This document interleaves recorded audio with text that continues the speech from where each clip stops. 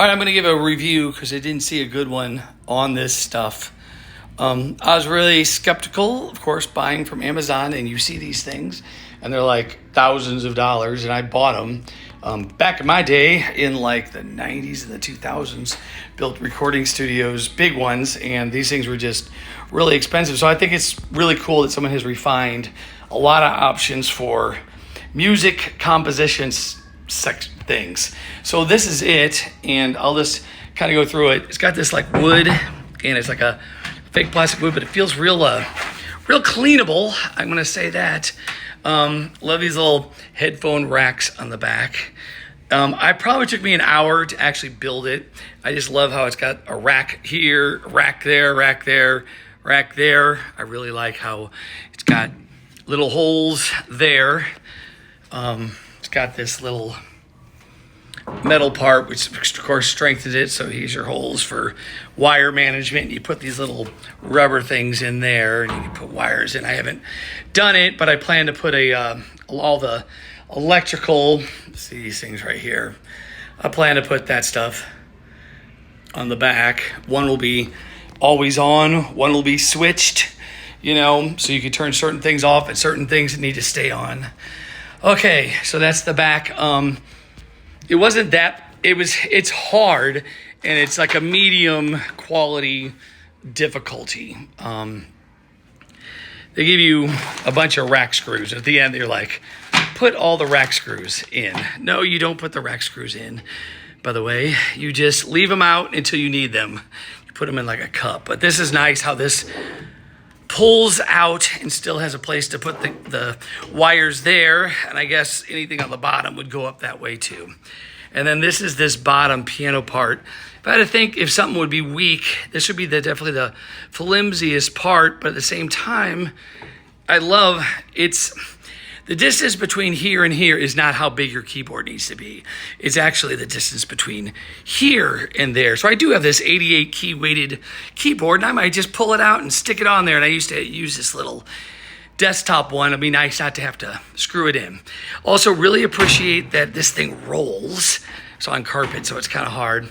But the wheels are real small. And I have this chair here that'll actually lift.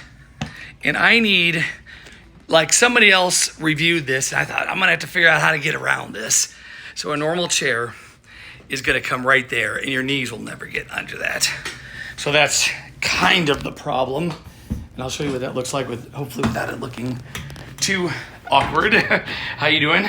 All right, so as I look at my knees, if I lift them up, I'm 6 feet tall.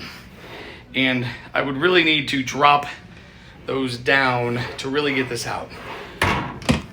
So the first upgrade for them would be to just make this all 1 inch taller, okay?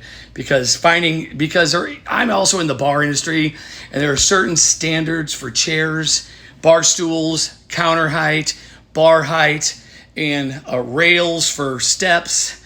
And this is designed so it's not like you're going to go to Asia and find smaller chairs. They're just standards, okay? And this is below the standards. So the first thing I'm going to probably do is find a way to get much bigger wheels. It's going to be expensive because they're like, I don't know, like $20 a piece or something. And you'll need 8 to jack that up.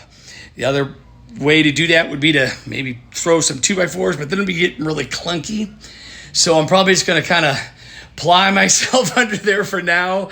But anyway, the only other thing that's a negative, and there's not, overall, I would buy this. I'd buy it again, and I'm happy. I always like to come up with ideas for manufacturers of upgraded ideas, and this is the major one. But there's a lot of good. If this thing's going to break, it's going to break here. The way it's designed is through there. But it's definitely the weakest part in what is, a good, solid, what feels like a good, solid desk, especially when you get the rack gear in there that'll help hold things together. But I love the idea of being able to wire my stuff, move it, and move it around. I mean, everything, the computers, all rack gear, and just have it like plugged in, and maybe have the mic cable that comes out and you could unplug that and vacuum around it or move it to the other parts of the room. So the only thing that's a real gripe for this particular manufacturer, and it makes me nervous, is that they only gave you enough screws in the pack perfectly for what you need. And the problem is we're all human and we make mistakes. So like this D pack, there was a D and it was a lot of screws, but it's really easy just to have one fall down a vent. You know, who knows? Your kid picks it up or whatever. The D and I don't know what the other one was. It had a lot of screws that needed to be used. But if you lost one of them, you're kind of messed up. I can understand these metal ones that are up here, but these ones that screw, for example, you screw this on and you use these kinds of screws. And there's some screws up in here.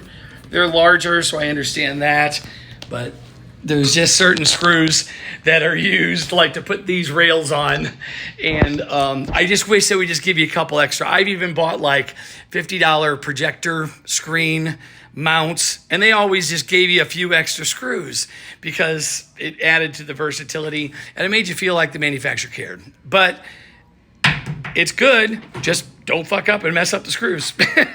And you're gonna need a chair that's small, or you're gonna need to retrofit this thing, either by lifting this up, which would be a pain in the butt, because you're gonna need about 3 inches, or lifting the entire thing up 3 inches. So I don't know, maybe you could buy 2 equipment dollies and screw them in, and that's actually sounds like not a bad idea. Those little square carpeted dollies, I could just do that and I could screw straight down and retain the visual look of this thing. I think that's what I will do and how I will fix mine. Anyway, that's it from a recording studio guy of 20 years.